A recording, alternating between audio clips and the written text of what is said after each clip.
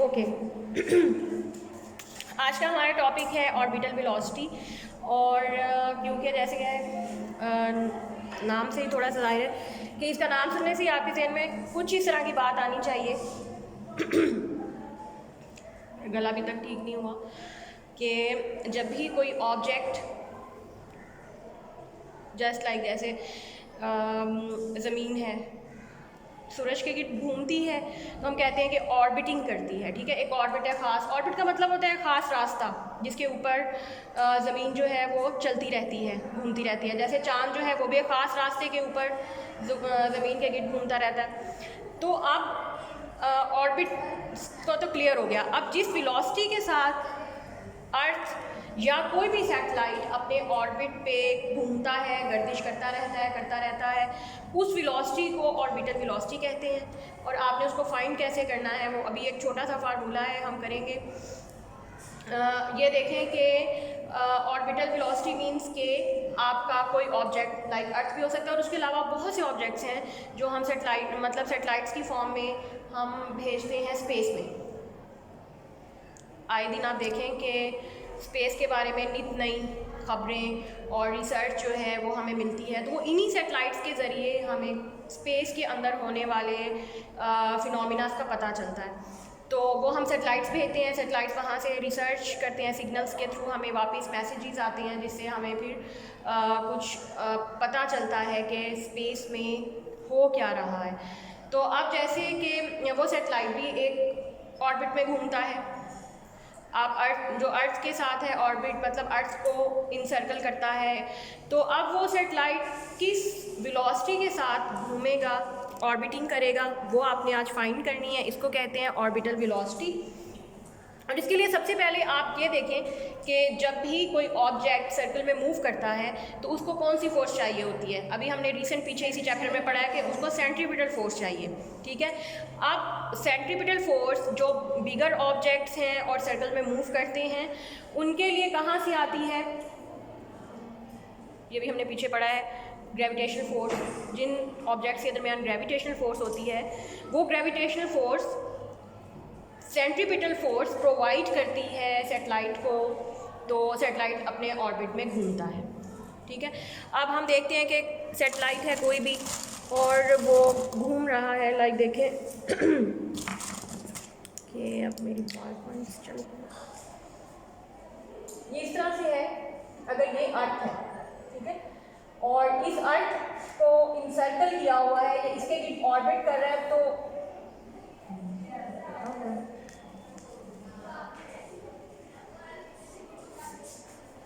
तो ये ऑर्बिट है, मैंने किसी भी सैटेलाइट का बनाया है जो कि इस अर्थ के गिर्द घूम रहा है। तो किस वेलोसिटी से घूम रहा है वो हम मालूम करेंगे। इसके लिए सबसे पहले हमें रेडियस ऑफ द ऑर्बिट पता होना चाहिए, मतलब कि इस ऑर्बिट का सेंटर से फासला कितना है। अगर ये सेंटर है, इसको मैं ओ से रिप्रेजेंट करती हूँ, और यहाँ पे आपका सैटेलाइट है, कोई भी आर्टिफिशियल सैटेलाइट आपने भेजा हुआ है। अच्छा, वो उसकी टेंजेंशियल वेलोसिटी क्या होगी यहाँ पे, वो v होगी। ठीक है ना, टेंजेंशियल वेलोसिटी तो v होगी ना। अच्छा, अब यही v जो है ये ऑर्बिटल वेलोसिटी भी कहलाती है। और सेंट्रीपिटल फोर्स वो सेंटर की तरफ डायरेक्ट करेगी, और रेडियस ऑफ द सर्कल, कहीं पे भी आप radius of the orbit find कर सकते हैं, वो ये होगा, ये सेम ही होगा, कहीं कोई सा भी सेंटर से ऑर्बिट तक का डिस्टेंस वो रेडियस होगा। अच्छा, अब लेट्स सपोज यहाँ पे छोटा सा कोई सैटेलाइट है जो घूम रहा है, इसका मैस है ms, s represents mess of the satellite. ये अर्थ है, इसका मैस है कैपिटल M। अब लिखें इन दोनों के दरमियान, अर्थ और इस सैटेलाइट के दरमियान ग्रेविटेशनल फोर्स क्या होगी, बताएं। G/m यही होगी according to Newton law of gravitation. कोई भी दो ऑब्जेक्ट एक दूसरे के ऊपर कोई फोर्स लगाते हैं, that is proportional to the product of their masses and inversely proportional to the square of the distance between them. ये मैंने वो लिखा है, क्लियर। और क्योंकि ये फोर्स यहाँ पे इन दोनों के दरमियान मौजूद है और इसी फोर्स की वजह से ये सेंट्रीपिटल फोर्स भी आ रही है, ये सेंट्रीपिटल फोर्स इस सैटेलाइट को इस ऑर्बिट में गर्दिश पे मजबूर कर रही है, मतलब जो फोर्स चाहिए थी ऑर्बिटिंग के लिए वो आ गई है। तो अब सैटेलाइट जो है वो ऑर्बिट में मूव करता ही रहेगा जब तक ये फोर्स मौजूद रहेगी। तो अब ये सेंट्रीपिटल फोर्स किसके बराबर होती है? जिस सैटेलाइट का मैस और जिस वेलोसिटी से सैटेलाइट मूव कर रहा है वो और रेडियस ऑफ द ऑर्बिट। अच्छा अब देखें, ये तो कैंसिल हो गया। तो अब क्या बचा? जी एम, ये भी ओवर आर वी स्क्वायर। और अब यहाँ से वेलोसिटी हम आसानी से कैलकुलेट कर सकते हैं कि किसके बराबर हो जाएगा? V square G M over R और अंडर रूट, इसको कैंसिल करें तो अंडर रूट हो जाएगा। अच्छा यहाँ से भी हम कैलकुलेट कर सकते हैं और ये फार्मूला ये शो करता है कि ऑर्बिटल वेलोसिटी, इवन कि ये ऑर्बिटल वेलोसिटी सैटेलाइट की है, but it does not depend upon the mess of the satellite. आप देख लें कि वो कैंसिल आउट होकर ख़त्म हो गया। क्लियर? अच्छा अब हमने यही फार्मूला यूज़ करना है। एग्जाम्पल 5.6 देखिए, वो इसी की एग्जाम्पल है कि an earth satellite is in circular orbit. अब सारा कुछ वहाँ बना हुआ है, वो देखें, आप समझें कि वो जो सैटेलाइट है वो वही एमएस वाला है और वो अर्थ के गिर्द घूम रहा है, वहाँ पे फिगर भी बनी हुई है। और circular orbit at a distance of 384,000 kilometre from the earth surface. अब ये 384,000 किलोमीटर का मतलब है कि ये वाला डिस्टेंस है, देखें यहाँ से, अब यहाँ से लेकर यहाँ तक का डिस्टेंस है 384,000। ठीक है। अब लेकिन हमें चाहिए टोटल रेडियस, हमें तो आर चाहिए, रेडियस ऑफ द ऑर्बिट। तो वो किसके बराबर होगा? यहाँ से लेकर यहाँ तक वाला डिस्टेंस भी हम इसके अंदर ऐड करेंगे। ये डिस्टेंस है रेडियस ऑफ द अर्थ और ये किसके बराबर होता है? Radius of the earth 6400 kilometre. तो टोटल डिस्टेंस हम कैलकुलेट करेंगे। यहाँ पे मैं लिखती हूँ एग्जाम्पल 5.6 और इसमें हमारे पास रेडियस ऑफ द ऑर्बिट किसके बराबर होगा? r plus h, where r is radius of the earth, this is equal to 6400 kilometre. h ये यहाँ से लेकर यहाँ तक की हाइट है, मतलब अर्थ की सरफेस से लेकर जहाँ तक सैटेलाइट मूव करेगा वो वाली हाइट, और ये किसके बराबर है? 384,000, दोनों किलोमीटर्स में है। इनको आपने ऐड कर लेना है, तो टोटल आपका रेडियस आ जाएगा 390,400 किलोमीटर। अब ये आर की वैल्यू तो आ गई, इसको मैं इक्वेशन 1 कर देती हूँ क्योंकि हमने फाइनली इसी फार्मूले में वैल्यूज पुट करनी है। आर की वैल्यू आ गई है, जी कांस्टेंट है, we know that G is equal to 6.67 into 10⁻11 newton metre square per kilogram square. और मैस ऑफ द अर्थ ये भी हमें पता है क्या होता है? 6 इंटू 10⁻24 किलोग्राम। सारी वैल्यूज आ गई हैं, इसको ही फार्मूला में पुट करें। अच्छा अब हम ऑर्बिटल वेलोसिटी को कभी कभी वी और ऑर्बिटल से भी रिप्रेजेंट करते हैं। जी की वैल्यू लिखें, एम की लिखें, और ये हमने ऊपर कैलकुलेट किया होगा।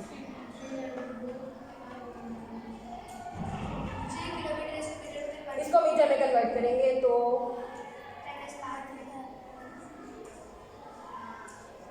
ठीक हो गया। इसको हम सॉल्व कर लेते हैं। इसको हम सॉल्व करेंगे तो आपके पास आ जाएगा 1.01। उसने नहीं किया किलोमीटर में ही रखा है तो आप आंसर आप किलोमीटर में दे सकते हैं। इसको हटा दें, ये किलोमीटर्स में है।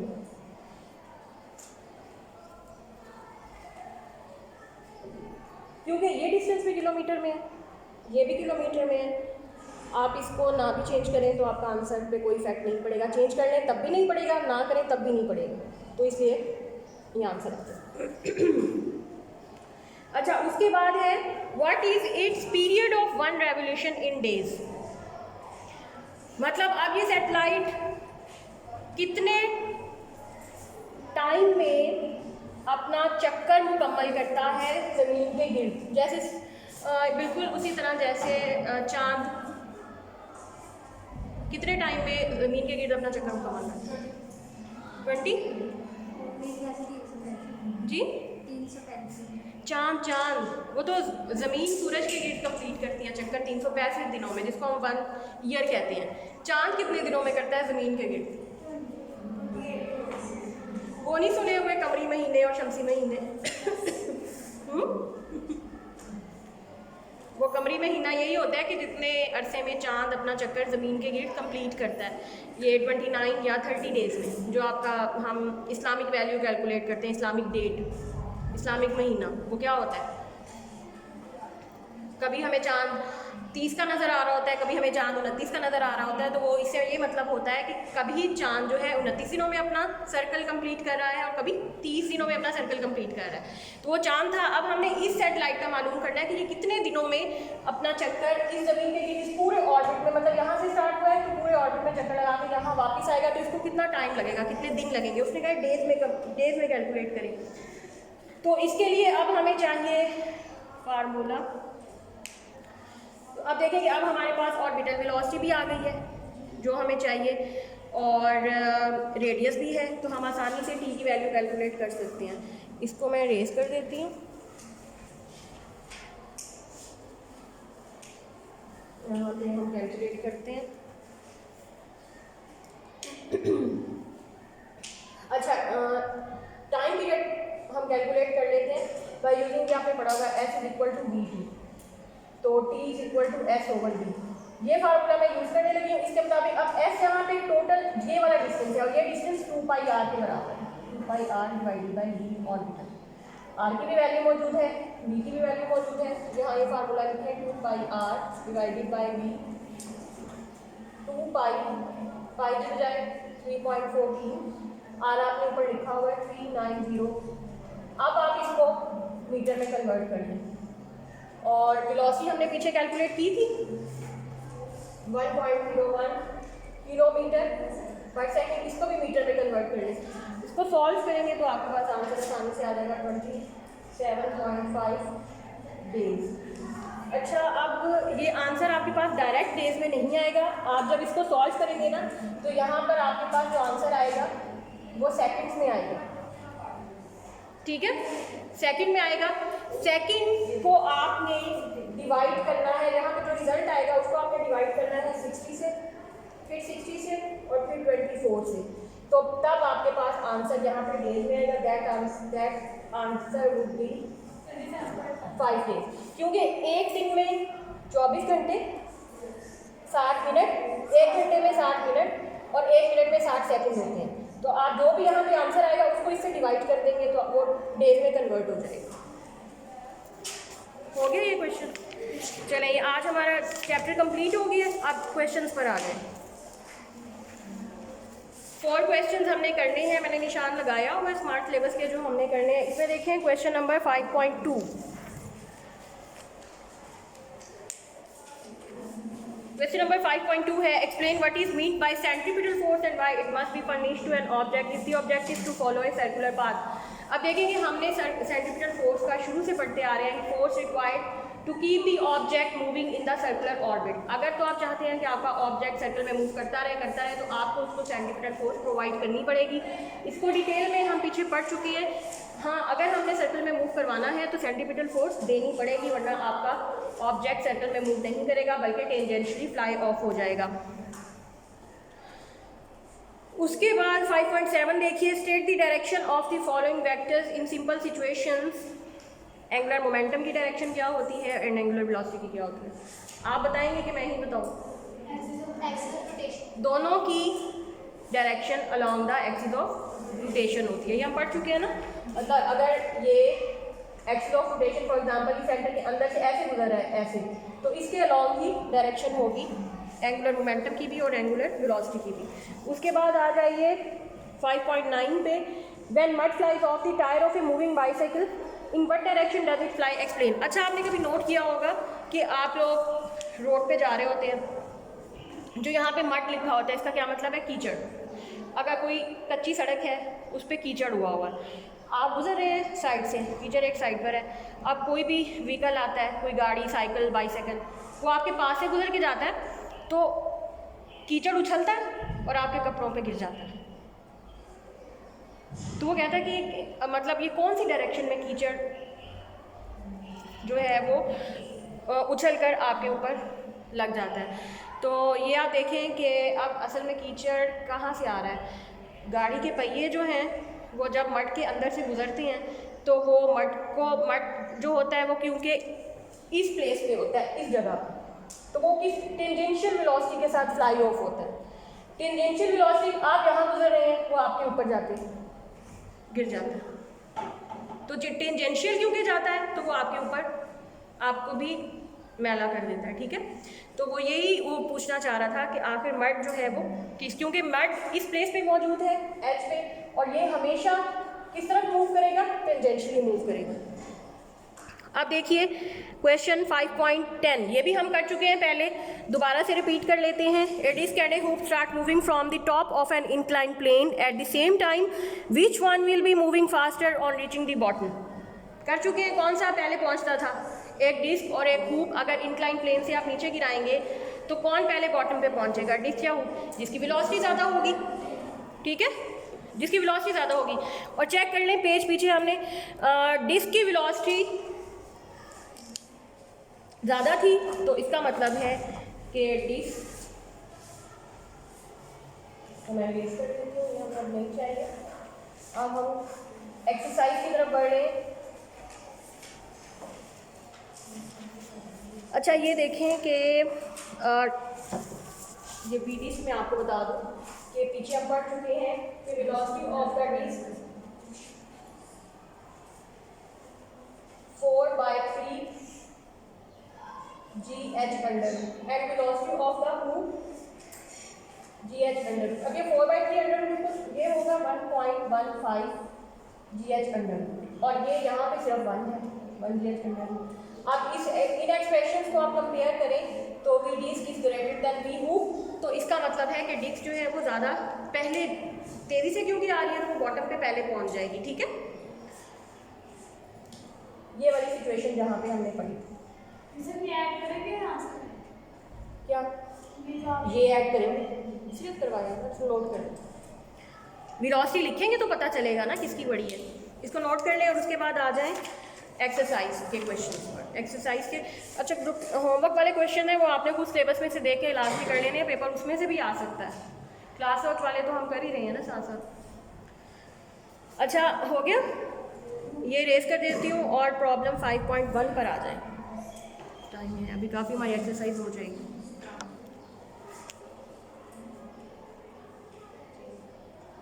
छुट्टियों की वजह से हमारा काफ़ी काम रहता था, अब कवर करना है।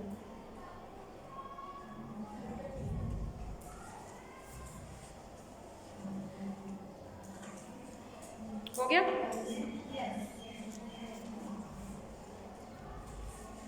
चलिए इसको मैं रेस कर देती हूँ और नेक्स्ट आ जाए प्रॉब्लम एक्सरसाइज 5.1 पर आ जाइए और देखते हैं कि इसमें क्या है। A tiny laser beam is directed from the earth to the moon. अच्छा अब ये इस तरह से है कि अगर आप इसको इमेजिन करें या ड्रॉ करने की कोशिश करें तो मैं बना देती हूँ ताकि आप सिचुएशन क्लियर हो जाए।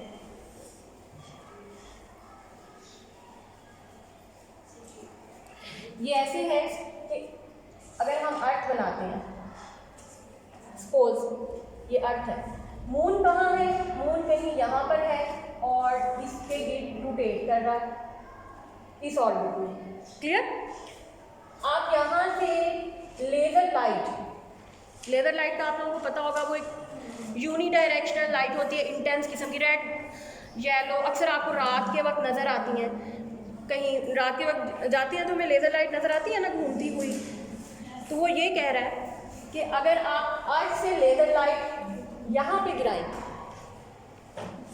चांद तक, इतनी ज़्यादा कि आप अर्थ से गिराएं वो चांद तक जाए। टाइनी लेज़र बीम चांद तक is directed from the earth to the moon, earth से मून तक है। If the beam is to have a diameter of 2.50 metre at the moon. अब मून पे जाके यहाँ पे जो डायामीटर है ये 2.50 मीटर है और ये कहाँ से स्टार्ट हुई, अर्थ से, ऐसे बीम स्टार्ट हुई है, ठीक है। तो if the beam is to have a diameter how small must divergence angle be for the beam. ये क्योंकि डाइवर्जेंस एंगल इसका यहाँ पर है थीटा,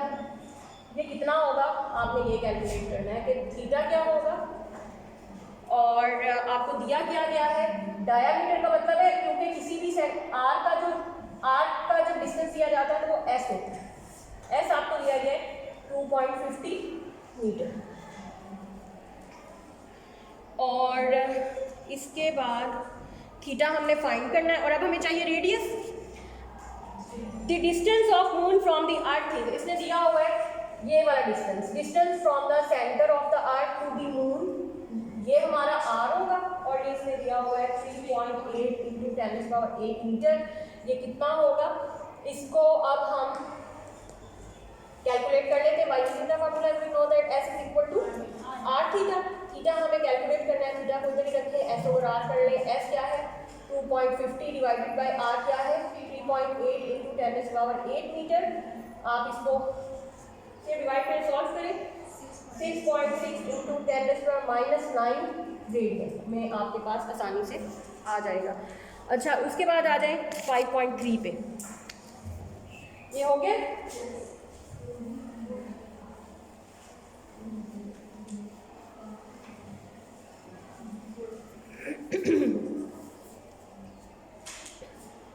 अच्छा 5.3 देखें, a body of moment of inertia problem 5.3, a body of moment of inertia I equals to 0.80 kilogram meter square about a fixed axis rotates with a constant angular velocity of 100 radian per second। Body कोई rotate कर रही है, इसका moment of inertia आपको दे दिया गया है और इसकी एंगुलर वेलोसिटी ओमेगा ये कितनी है 100 रेडियन पर second. Calculate its angular momentum, L क्या होगा, एक तो आपने ये कैलकुलेट करना है, एंड टॉर्क, टॉर्क क्या होगा और कितना टॉर्क चाहिए टू सस्टेन दिस मोशन। तो अब हमें एल चाहिए, वी नो दैट एल का फार्मूला क्या होता है, L is equal to I omega, पढ़ा हुआ है ना ये L we know that L equals to I omega, या इसको कीजिए, आई है 0.80, ओमेगा है 100, ये आ जाएगा 80 जूल सेकेंड आराम से, 100 को 0.8 से मल्टीप्लाई करें। अच्छा सेकेंड पार्ट है इसका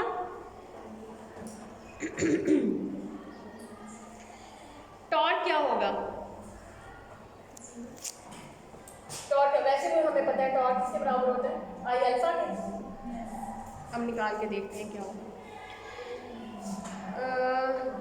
अच्छा अब आपके प्रॉब्लम में ये बताया गया है कि बॉडी मूव कर रही है with the constant velocity, constant angular velocity का मतलब ये है कि एंगुलर एक्सीलरेशन 0 होगा, वो तो प्रोड्यूस ही नहीं हो रहा, ठीक है। तो हम इसको लिख सकते हैं कि टॉर्क वाले फार्मूले में as angular acceleration is equal to 0, तो टॉर्क इज इक्वल टू 0। अच्छा अब आ जाए 5.5 पे,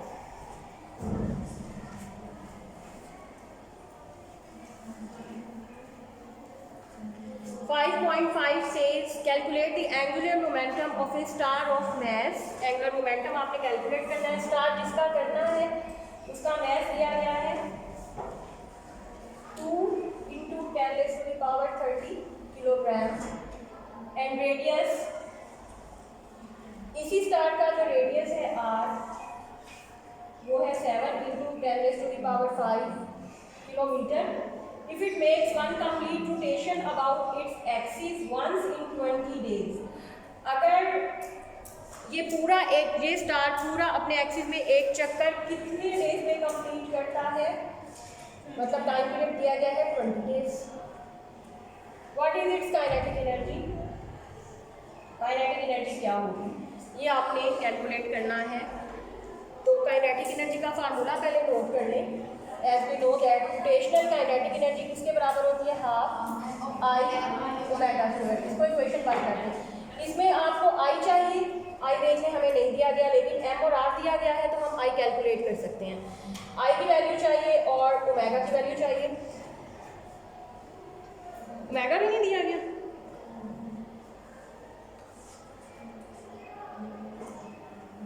नहीं ये मैं क्या कर रही हूँ, calculate the angular momentum of a star of mass and radius if it makes what is its kinetic energy। अच्छा, पहले आपने एंगुलर मोमेंटम कैलकुलेट करना है। तो angular momentum we know that इसके बराबर होता है आई ओमेगा। इसको इक्वेशन 2 करते हैं।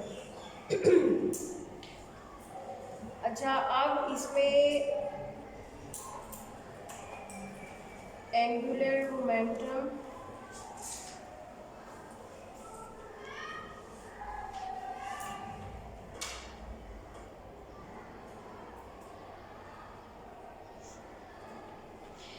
अच्छा, अब ओमेगा हमें नहीं दिया गया लेकिन हमें टाइम पीरियड दिया गया है। तो अगर हम ओमेगा और टाइम पीरियड का रिलेशन याद करें तो ये omega is equal to 2 pi by T के बराबर होता था। यहाँ से निकाल सकते हैं T is equal to 2 pi by omega. यहाँ से आपके पास टाइम पीरियड, यहाँ से हमारे पास ओमेगा आ जाएगा क्योंकि टाइम पीरियड हम यहाँ पे पुट करेंगे। अच्छा, टाइम पीरियड हम आपने 20 डेज नहीं करना, ठीक है। टाइम पीरियड को कन्वर्ट करना है आपने सेकंड में। 20 डेज को अब सेकंड में कैसे कन्वर्ट करेंगे? 20 मल्टीप्लाइड बाय 24 घंटे, 60 मिनट और ये 60 सेकंड। अब ये आ जाएगा आंसर यहाँ पे सेकंड में। सेकंड में आंसर आ जाएगा, वो आपने यहाँ पुट करना है, ओमेगा आ जाएगा। ठीक हो गया, ओमेगा आ गया है। तो अब हमें आई नहीं पता, लेकिन आई का फार्मूला फॉर सफियर हमें दिया गया है as I equal to 2/5 mr²। m भी दिया गया है, r भी दिया गया है, दोनों वैल्यू यहाँ पुट करें, आई भी आ जाएगा। ओमेगा आपने यहाँ आई यहाँ से कैलकुलेट करना है, ओमेगा यहाँ से कैलकुलेट करना है, दोनों वैल्यूज आपने कहाँ पुट करनी है? यहाँ पे। तो एंगुलर मोमेंटम आ जाएगा, ठीक है। तो एंगुलर मोमेंटम की वैल्यू आपके पास आ जाएगी 1.4 इंटू 10⁻42 जूल सेकंड। ठीक हो गया। अच्छा, ये चीज़ अब हम हटा देते हैं, हमारी हो गई। अब रह गया काइनेटिक एनर्जी। अब काइनेटिक एनर्जी के लिए भी हमें आई और ओमेगा ही चाहिए था, वो हमने यहाँ पे निकाल के रखा हुआ है। ये दोनों वैल्यूज अब यहाँ पुट करेंगे, काइनेटिक एनर्जी भी आ जाएगी। क्लियर? इसको सॉल्व करके आए, मैं चेक करूँगी आपसे वैल्यू आंसर सही निकल रहा है या नहीं निकल रहा हुआ तो आप क्लास में मुझसे पूछ लें, अगर कैलकुलेशन में कोई इशू आ रहा होगा।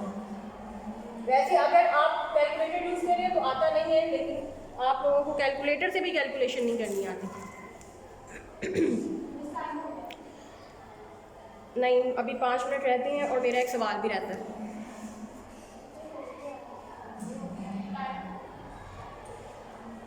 पाँच मिनट पूरे रहते हैं। 5.7 देखिए, लास्ट क्वेश्चन है। प्रॉब्लम 5.7।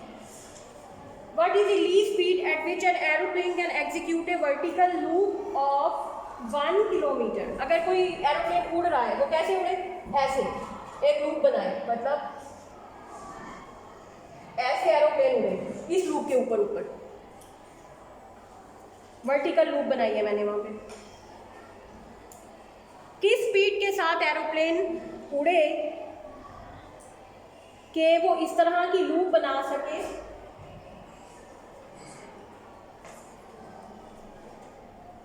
ठीक है, इस तरह की ये लूप बना सके, और मतलब आपने वेलोसिटी कैलकुलेट करनी है, और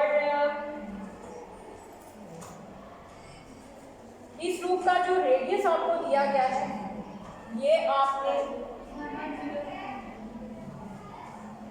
1 किलोमीटर दिया गया है। ठीक है, 1 किलोमीटर की रेडियस की लूप है, so that there will no tendency for the pilot to fall down at the highest point. इस तरह से कि हाईएस्ट पॉइंट पे पहुंचकर भी पायलट जो है वो नीचे ना गिरे, बल्कि वो लूप ही कंस्ट्रक्ट इजीली कर ले। तो इस कंडीशन को अचीव करने के लिए आपको एक कंडीशन लगानी पड़ेगी कि जब ग्रेविटेशनल फोर्स, या हम कह सकते हैं कि gravitational force or weight of the object, ये सेंटीमीटर फोर्स के बराबर हो जाएगा, तो पायलट या आपका जहाज वो गिरेगा ही नहीं। ठीक है, इतनी सेंटीमीटर फोर्स होगी कि वो वेट के बराबर है, तो प्लेन वॉन्ट फॉल, नीचे नहीं गिरेगा। अब इसमें हम इसको कैंसिल आउट कर देते हैं, जी की वैल्यू निकाल देते हैं v²/r, और क्योंकि इस v को हमने कैलकुलेट करना है, इसको एक तरफ रखते हैं, दूसरी तरफ सिर्फ जी आर है, ये फार्मूला आ गया। अब इसमें वैल्यू पुट करते हैं, 9.8 r 1000 मीटर, सॉल्व कर लें तो वेलोसिटी आपके पास है 99 मीटर पर सेकंड। का मतलब ये है कि अगर जहाज इस वेलोसिटी के साथ उड़ेगा ना तो वो 1 किलोमीटर रेडियस के क्यूब बना लेगा गिरे बगैर।